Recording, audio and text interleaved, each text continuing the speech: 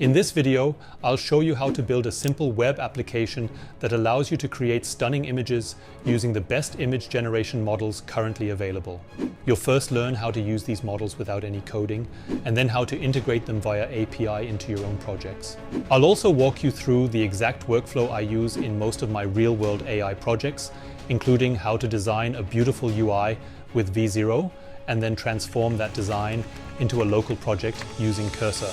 What is Flux? If you haven't heard of Flux, it's one of the wildest AI stories of the year. 3 former Stable Diffusion developers have come out of stealth mode with Black Forest Labs, a startup based in Germany that just secured $31 million in seed funding led by Andreessen Horowitz. With backing from big names like Y Combinator's Gary Tan and former Oculus CEO Brendan Iribe, their Flux.1 models are shaking up the AI world, even surpassing Midjourney and OpenAI in terms of image quality. Why is Flux so superior? Flux isn't just about stunning visuals, it's incredibly fast. With image generation times under 2 seconds, it's a game changer for anyone tired of waiting on slow AI outputs. If you've tried generating images from text in the past, you were probably disappointed by the results. Flux can handle text much better. It generates photorealistic images that often perfectly match the words you input, whether it's text on a birthday cake or a woman holding a sign. How can I use Flux? For the more technically inclined, you can download the Flux models from the Black Forest Labs GitHub repository and install them locally. The models are available on Hugging Face. However, the faster and more convenient option is to use a provider like Replicate, which offers all 3 models through a simple interface. Why do we have 3 models? Well, there's Flux Schnell, the fastest image generation model designed for local development and personal use. Then we have Flux Pro, a state-of-the-art model that focuses on delivering top-tier image quality, diversity, and prompt precision. Finally, there's Flux Dev, a 12 billion parameter powerhouse, capable of generating incredibly detailed images from text descriptions, perfect for creative exploration. First, I want to show you a super easy and fast way to get started with Flux. For this, we log into Replicate and search for Flux here. We see the different models, and I decide to use Flux Schnell for the demo now. Here we can also try out the model directly, and I change the prompt once to show a cake with AI for devs on it. We see it already looks pretty good. It did make 2 O's, but I still find the result quite impressive. Next, we want to control this via the API. And our first example will be very simple with Python. For this, we copy the provided code and paste it into our empty app.py file. And we have to install the Replicate library. And I fear there is no import statement for Replicate. Let's add this quickly before anyone important notices. Before we run the script, we need to set the Replicate API key as an environment variable. Perfect. Now we have everything to run the script. We see that a URL is provided. When we click on it, the image is downloaded. That already looks pretty cool. In the second step, I want to show how to build a complete app around it.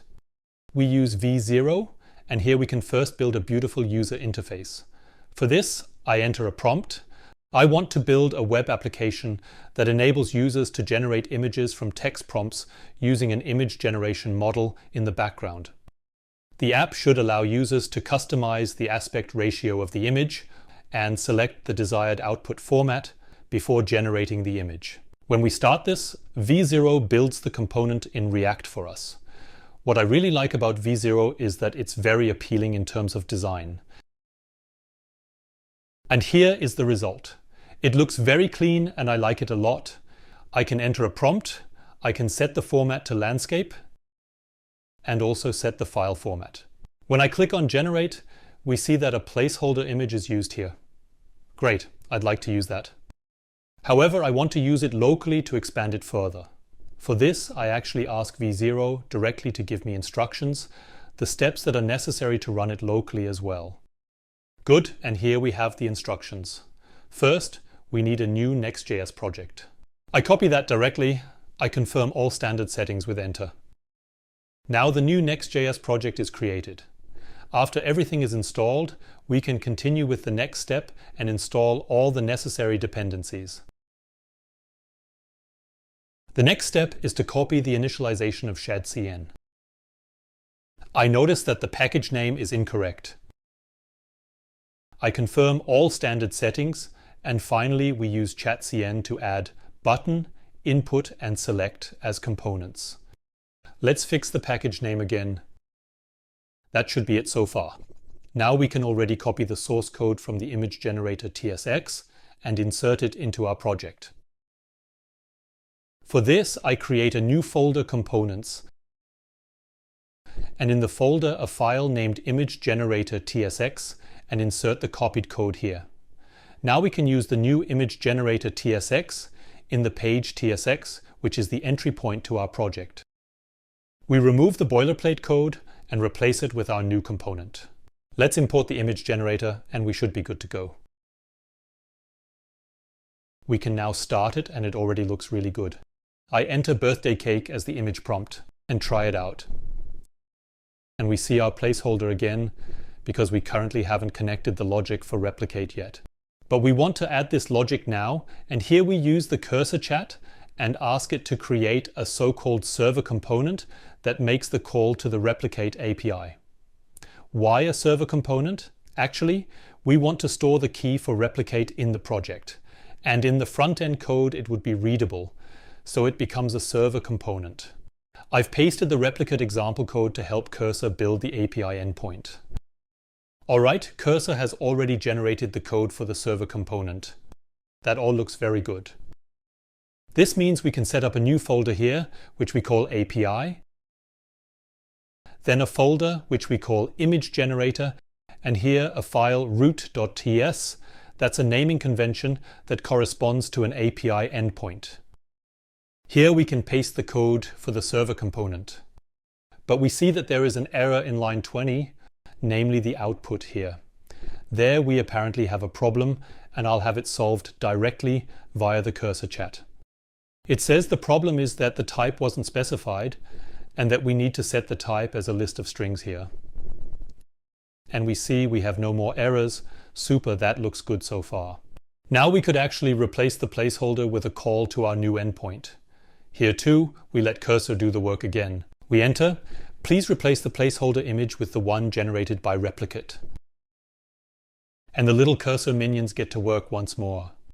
Okay, and Cursor suggests modifying the handle submit function to use the replicate API instead of the placeholder image. Sounds like a terrific idea. And without a second thought, we accept the changes and hope for the best. And we see that the placeholder is now exchanged for a request against our new image generator endpoint. We get the image URL via our new endpoint, and if it was successful, we set the image accordingly in the React component. We can also take a look at our endpoint here and accordingly, to make it very simple, set the API key directly in the source code. However, I would recommend exchanging this later with an environment variable, for example in a .env file.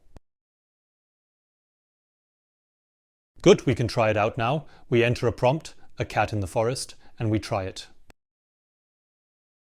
And we get a really nice picture. That looks very, very good. Check out the code and play around with it a bit. I had a lot of fun, and you will too.